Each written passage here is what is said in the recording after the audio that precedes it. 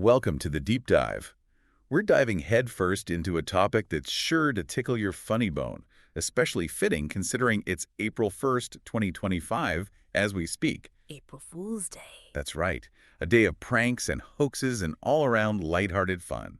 And, we've received a ton of questions from our listeners. Everyone seems to be curious about this, wanting to know more about its origins and how it's evolved over the years, and really what makes it tick. Absolutely, and it's a fascinating topic to unravel. We've got a treasure trove of articles and historical tidbits ready to go, so. Let's get this deep dive rolling then. What's the first thing that pops out to you when we think about April Fool's Day? Well, for a celebration so universal, the actual origin story is surprisingly elusive. Like, we don't have a specific founder or a eureka moment. It's a real head-scratcher, isn't it? Really? So how do we even begin to trace something back when the starting line is so blurry? One popular theory points to the adoption of the Gregorian calendar back in the 16th century. It's a bit of a calendar conundrum, you could say. Calendar chaos? Okay, I'm intrigued. Tell me more. Before the Gregorian calendar came into the picture, many European countries celebrated New Year's Day towards the end of March, sometimes even spilling into early April.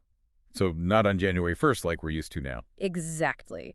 When that shift happened, those who stuck to the old ways and continued celebrating in early April became the targets of jokes and pranks.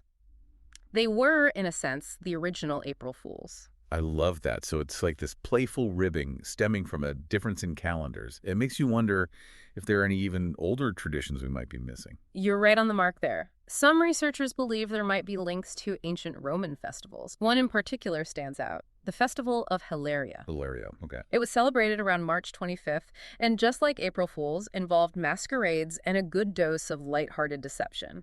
So it's possible that this spirit of playful trickery has been around for much longer than we think. So the Gregorian calendar theory might not be the whole story, but more like another chapter in a long history of springtime silliness.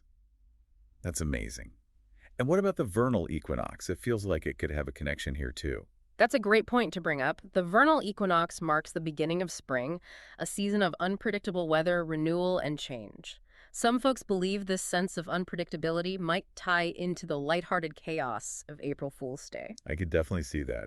It's like embracing the unexpected, turning it into a day of laughter and fun. Exactly. You could say it's like a ritualized way of acknowledging the unpredictable nature of things, especially during springtime. So we've got calendar confusion, Roman revelry, and the chaotic energy of spring, all possibly contributing to the birth of April Fool's Day. It's like a perfect storm of historical circumstances. And over time, these possibly separate threads evolved into the more standardized prank traditions we see today. The classics. The salt and the sugar shaker trick, the fake spider prank, sending someone on a wild goose chase for something that doesn't exist. You can't forget those. Oh, absolutely. And what's interesting is that most of these pranks are harmless. It's more about a good chuckle, a moment of surprise, and then everyone's in on the joke.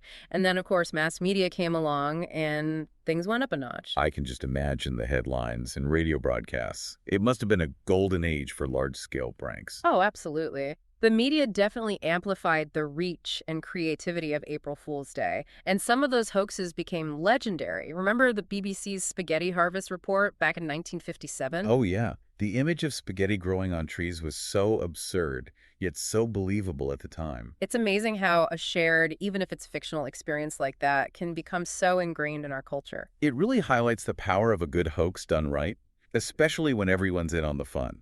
And in recent times, corporations have also jumped on the April Fool's bandwagon. It's become a marketing tactic, hasn't it? You see brands trying to outdo each other with clever and funny announcements. Definitely. April Fool's Day gives companies a chance to showcase their lighter side, create some buzz on social media, and connect with their audience in a more playful way. And Google, they've really become the masters of the corporate April Fool's prank. Oh, for sure. You almost wait with bated breath to see what crazy thing they'll come up with each year. Of course, we can't talk about April Fool's Day without mentioning the internet. The internet has been a game changer. It's completely transformed the landscape of pranking. It's like the world collectively decides to blur the lines between reality and fantasy for 24 hours. It's amazing, isn't it?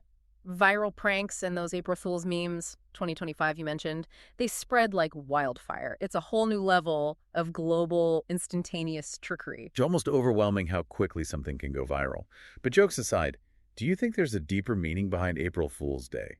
Why do we, as a society, dedicate an entire day to playful deception? It's a great question, and there are definitely some interesting psychological and social aspects at play.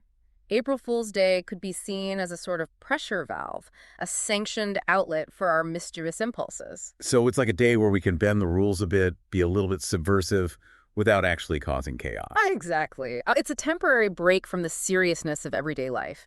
And on a social level, shared laughter, even when you're the one being tricked, can create a sense of camaraderie. It strengthens bonds within groups. I get it. It's a shared experience, a moment of collective amusement that transcends the prank itself. And then there's this idea of testing boundaries, right? That was something you highlighted in your notes. Yes. April Fool's Day can be viewed as a way to playfully explore the limits of what's acceptable, to gently prod social norms without causing any real harm. It's like a safe space for social experimentation.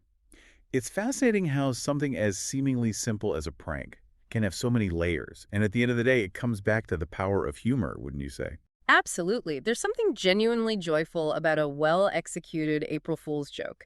It brings people together and reminds us not to take ourselves too seriously. It's like a reminder to embrace the absurdity of life every now and then. Precisely. But of course, there's always that fine line between a harmless prank and something that could be hurtful or offensive. That's the tightrope we walk on April Fool's Day. That's the big question, isn't it? Where do we draw the line?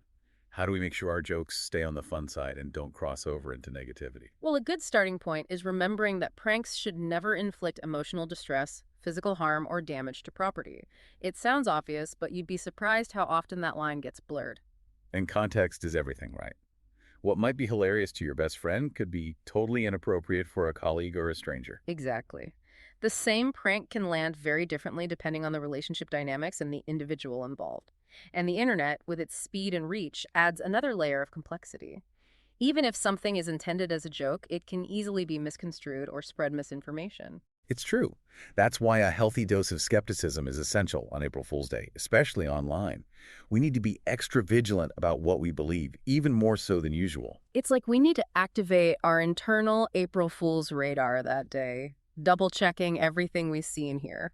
And then there are all those social media challenges and trends that emerge. Some are brilliant, and some are just, well, not so much. Social media definitely becomes a hotbed of April Fool's activity. It's like everyone's trying to outdo each other with the most creative or outrageous prank, and let's not forget the memes. Ah, the memes.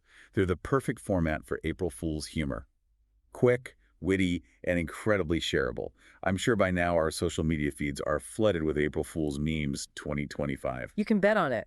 Now, looking to the future, it'll be interesting to see how technology, especially the rise of AI, shapes the evolution of April Fool's Day. This is where it gets really exciting.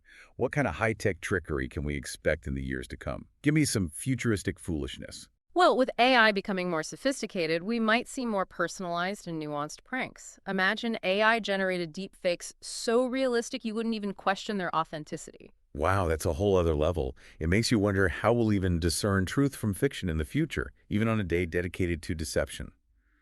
What about virtual reality? It seems ripe for some epic April Fool's shenanigans. Oh, absolutely. VR opens up so many possibilities. Imagine being in a virtual environment and suddenly everything changes around you. It's a prank that's immersive and incredibly convincing. The possibilities are endless. That's mind-blowing. But even with all these technological advancements, do you think the fundamental appeal of April Fool's Day will remain? I think it will.